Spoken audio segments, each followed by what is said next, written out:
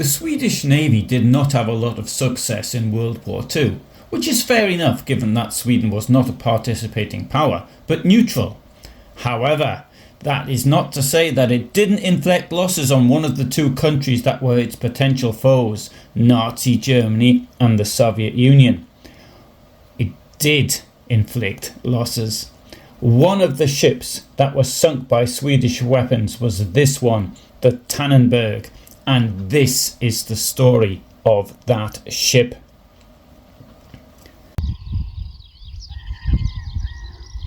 This is Tannenberg, that is to say, the place Tannenberg, not the ship. Today Tannenberg is in northern Poland and it's called Stębark. Stębark is one of the villages that makes up the location of the battle in 1410 between the Teutonic Knights and a coalition of other powers. The battle was possibly one of the largest of the 15th century and it resulted in a major defeat for the Teutonic Knights. Whilst I was making this video, I also filmed the 1410 Tannenberg battlefield, although as the 15th century is not my thing, then if you want to know more about it, then you'll have to go to a different channel. I can of course though show you what the battlefield looks like today. However, to go back to the last century, in 1914 World War I started. The German plan was to defeat France first and then to transport the German armies quickly from France east on the railway lines to confront the Russians, who were thought to need a lot of time to mobilise.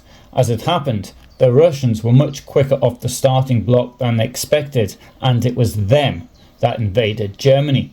The Russian army was defeated in two great battles, one to the east called the Battle of the Masurian Lakes, and the other was called the Battle of Tannenberg. However, the Battle of Tannenberg was not fought at Tannenberg, but over a large area to the south and east of the village, which incidentally did include some towns which were much larger. It was given the name of Tannenberg as being a symbolic revenge for the battle that had taken place more than 500 years earlier. It could have been called something like the Battle of Western East Prussia or something like that, but that doesn't sound very good. And as no symbolism was attached to it, it wasn't such a good idea. A Tannenberg Memorial was built nearby at Hohenstein, what is Olsztynek in Poland today. This was then the largest war memorial in the world, or at least I think it was the largest memorial in the world. But today there's nothing left of it, as you can see from another video that I've done on this channel.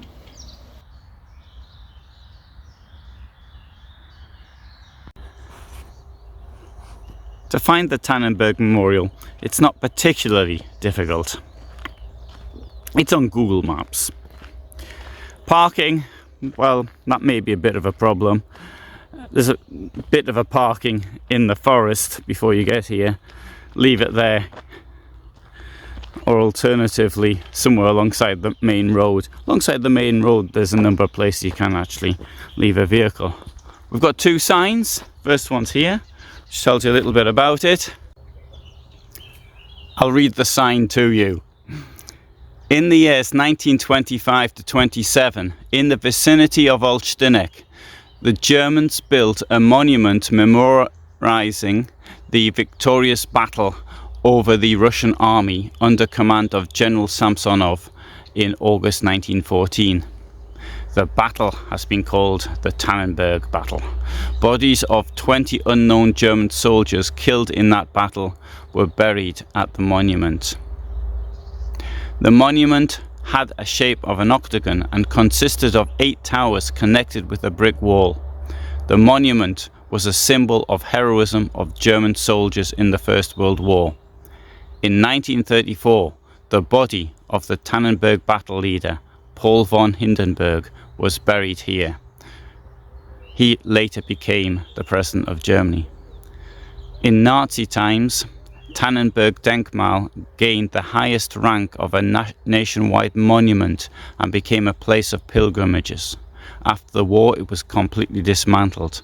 Only some foundations and the bodies of 20 unknown German soldiers remain until today.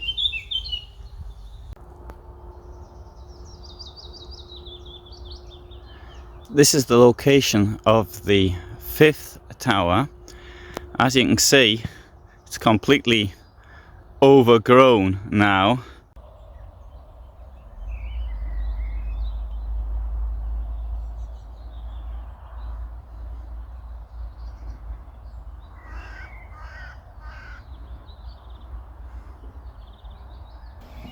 Tannenberg was very much linked with the name of the victor of that battle, the future president of Germany, Paul von Hindenburg.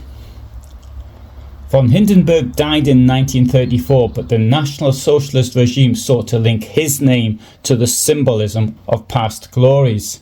Thus, he became the symbolic link from the past to the future glories under National Socialism. One of those past glories was naming a ship after a place where a battle didn't take place.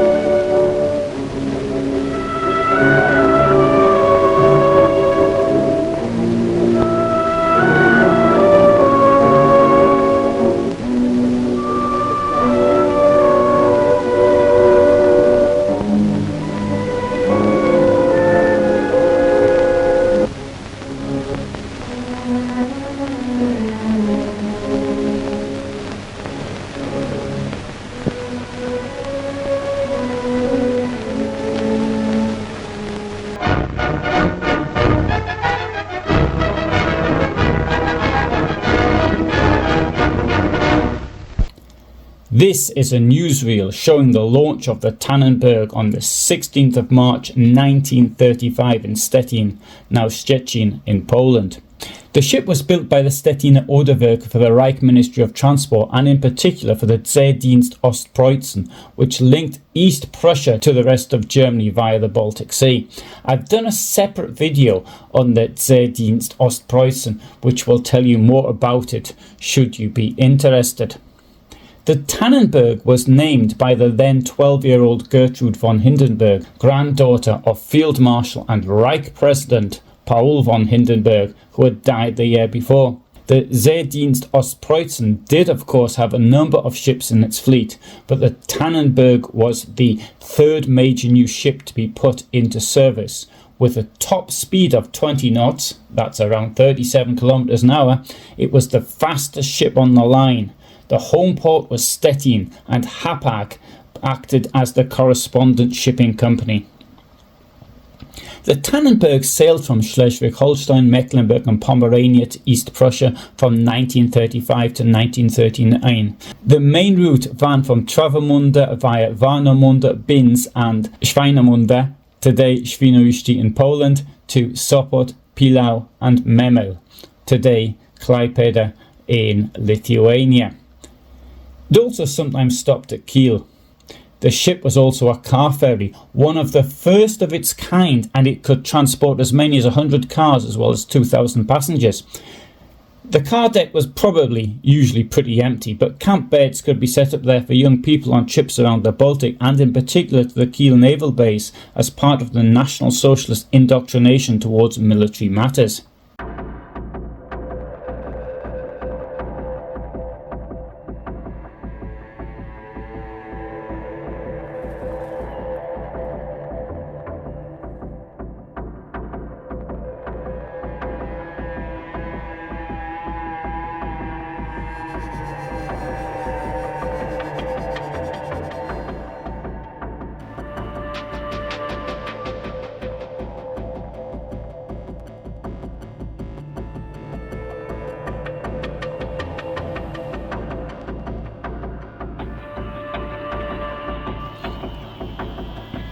World War II started on the 1st of September 1939 with the invasion of Poland. The following day the ship was requisitioned by the Navy and converted into a mining ship. In August 1940 it was used as the flagship of the mining ships. The whole fleet was prepared for Operation Sea Lion, the invasion of the United Kingdom. From August to November 1940, the Tannenberg was based out of Cherbourg. After Operation Sea Lion was abandoned on the 25th of November 1940, a group of mining ships, including the Tannenberg, were brought together under the command of Captain Hans Caspar von Schönemark as the Mining Ship Group North. Several mining ventures were carried out under his command, including laying the minefields SW2 and SW3 at the end of 1940. In January 1941, the ships of the North Sea Mining Group, the Tannenberg, the Hanseatic city of Danzig, the Brummer and the Queen Louise were involved in laying the Pomerania mine barrier in the North Sea. The Queen Louise was deployed away from the group, and the other three ships were joined by the Prussia and moved to the Baltic Sea in order to create the Apolloda barrier, probably in support of the invasion of the Soviet Union. On the 9th of July 1941, the ship, together with the mining ships Prussia and the Hanseatic city of Danzig, stumbled into a Swedish minefield east of the southern tip of Öland and sank at 56 degrees 15 minutes and 5 seconds north, 16 degrees 43 minutes and 5 seconds east. All three ships sank. On Friday the 11th of July 1941, this story even made page 5 of the New York Times. On the 25th of September 1941, the Queen Louise hit a Soviet mine and sank, and the ship the Versailles sank on the 24th of January 1942. Of this group of mining ships, only the Ulm and Brummer survived. This shows that being on a mining ship is probably pretty dangerous. The ship's commander, frigate captain Hans Caspar von Schönemark, was reassigned to Mining Ship Group East, and from November 1941 to March 1942 he was also commander of the Ulm.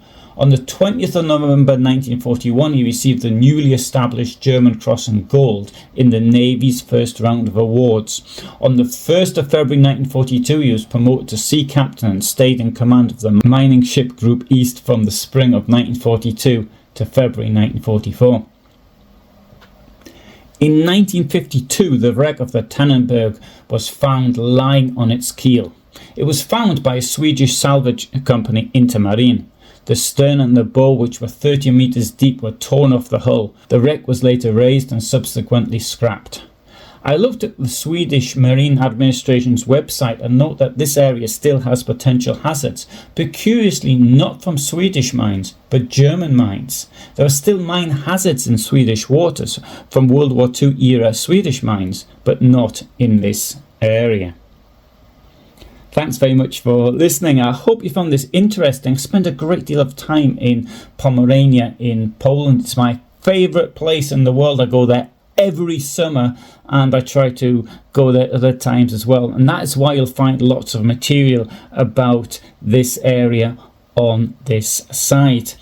I am also interested in general on World War II matters, and in particular the Holocaust, so if you're interested in this sort of thing, then you might want to subscribe. I upload every Friday at 2000 hours my time, so I'm in Poland or in Germany as a rule, and do however upload on other days as well. So if you want to know when I'm uploading, then the best way is to subscribe. But at the moment, thanks very much, all the best from me, and bye for now.